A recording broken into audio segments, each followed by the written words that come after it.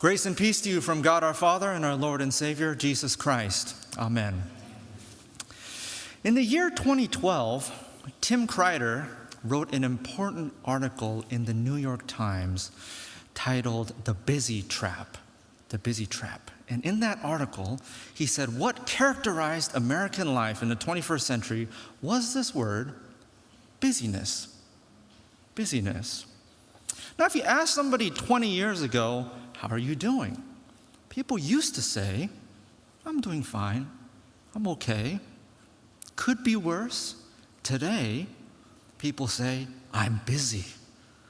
I'm so busy. I'm super busy. Think about that.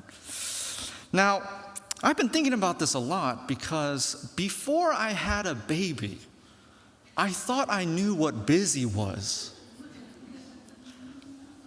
So wrong. What was I complaining about back then? I had so much time, actually. A reading for today addresses this question: what does Jesus think about our busy lives?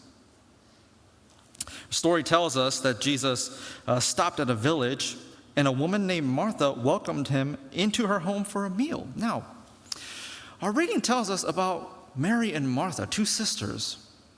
The Bible often tells us about two siblings, Cain and Abel, Jacob and Esau, Rachel and Leah, and now Mary and Martha.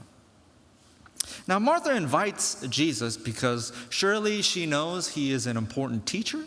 She wants to show him her best hospitality. The culture back then, you had to bring your very best to an important guest. Now, this is very similar to today, if you think about it. If you invite the pastor to your house, there's a lot of pressure, yes? So in our story, Mary is doing all the cooking, cleaning, making sure everybody is comfortable. And the text tells us that her sister is just sitting there. Just sitting there. This is what we can tell about these two people, is that Martha is the A-type person. You know A-type people? So she's very organized, she's perfectionist, goal-oriented. She creates a spreadsheet before going on vacation.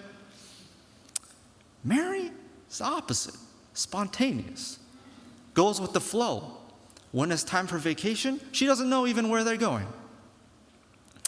Now, what we know in life is that these two people often marry each other, and we don't know why.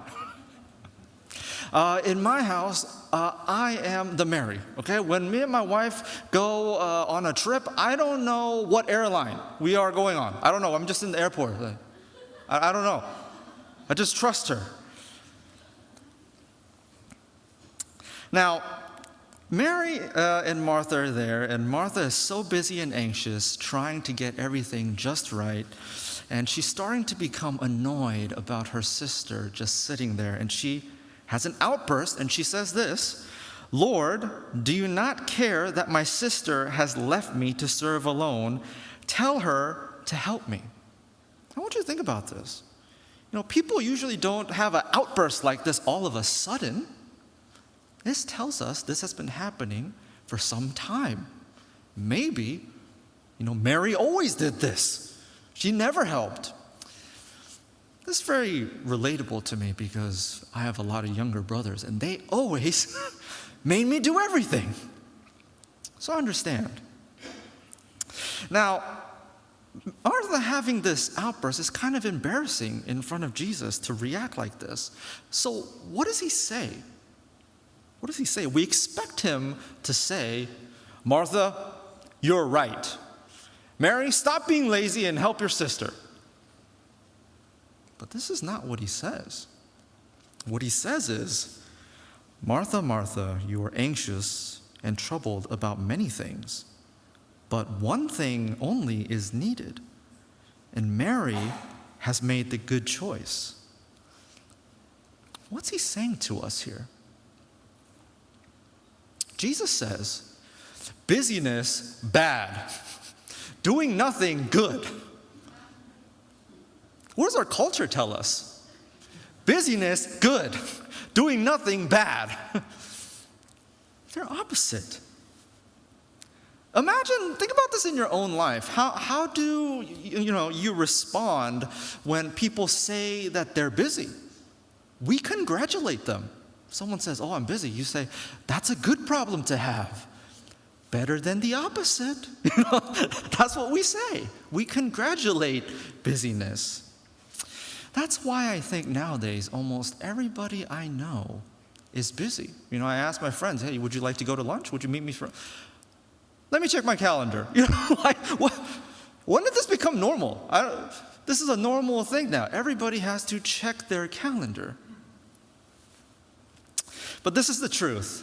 In our culture, in our world, we feel virtuous. We feel good when we tell people that we're busy. Because being busy means I'm a hard worker. I got a lot going on in my life. People need me. So what busyness is actually is a boast disguised as a complaint. A boast disguised as a complaint. You know what that means? Korean people are very good at this. All right, so when somebody goes, "Oh my gosh, our home renovations are so expensive, we're way over budget," what are they saying? "Hey, I got a lot of money to spend right now." That's what they're saying. So when someone says, "God, I'm so busy," what are they saying? They say, "I'm important. I am needed." That's what we're saying. I want you to think about the opposite also. If what our world values is busyness, what is the worst thing possible? Being lazy. Being lazy is the worst sin in our culture. It's the number one sin. At the beginning of the year, I asked the students in our youth group, "What's your goal for this year? What would you like to improve on?" Nearly all of them said, "I would like to be less lazy. I would like to be less lazy." No one said, "I would like to pray more."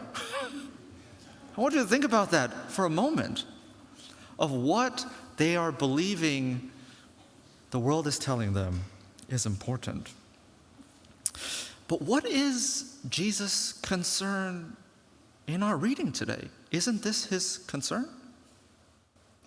Isn't it his concern for us to recover our attention, our stillness, our prayer? Of course, there are, many things that require our attention all the time, every single day, urgent things. But I want you to think about, in the book of Exodus, in Exodus 14, when the Israelites are being chased by the Egyptian army, what does Moses say to them? Moses says, "Be still, the Lord will fight for you." Be still. What is more urgent than an army chasing after you? There's nothing more urgent than that. Moses says, "Be still." The way of God is stillness. Stillness. Now, I want you to understand what I'm telling you. I'm not telling you to be still all the time and do nothing all the time. We need workers. We need workers in the church. Do you know what would happen in the church if everyone became married? That would be bad. We need Marthas here, of course. But I want you to remember, in this story, Jesus tells us Mary has made the good choice. Now, I think this is the reason why. This is the reason why he says this, because it is in stillness that we come to see, that we come to feel, and we come to understand what is truly important. It's in stillness that we come to see and feel and understand what is truly important. When we're busy, we become very numb to this. We forget when we're busy. Because in this story, Martha has Jesus in her home and cannot see him, cannot pay attention to him, she has him in her home and is distracted by work. During World War II, when the Allied forces, took control of the Nazi concentration camps, they arrested some of the officers there, and one of the officers that were put on trial was questioned. They asked him, when you were killing these people, torturing them, putting them in the gas chamber, why did you not stop to think about what you're doing? How could you never question what was happening? And his answer was, I was too busy. I was too busy fixing the machine, maintaining the machine, cleaning them. I didn't have no time to think about this. There was work every single day, backed up more and more. Now that answer seems impossible to us, crazy to us, that answer. But that is the answer that we give today. When asked, why are you not concerned with the war and death that happens in other countries? Why do you not care more about the homeless in our community? Why do you not think about the corruption in our country? What does everyone say? I'm busy. I don't have time for that. I have time to think about that. When I was a young boy, my mom constantly said to me, hurry up. 빨리. Hurry up and do your homework. Hurry up, get ready for school. Hurry up, we're going to be late for church. Some of you said that today, even. But now that my mom is older, she's completely changed her tune. She says to me, son, slow down. Take it easy. What's the rush? What she says to me is, what is urgent is not what is important. What is urgent is not what is important. And I'm like, I wish you told me that sooner. But it's true. It's true. The work that we allow to take control of our lives is urgent, but it's not important.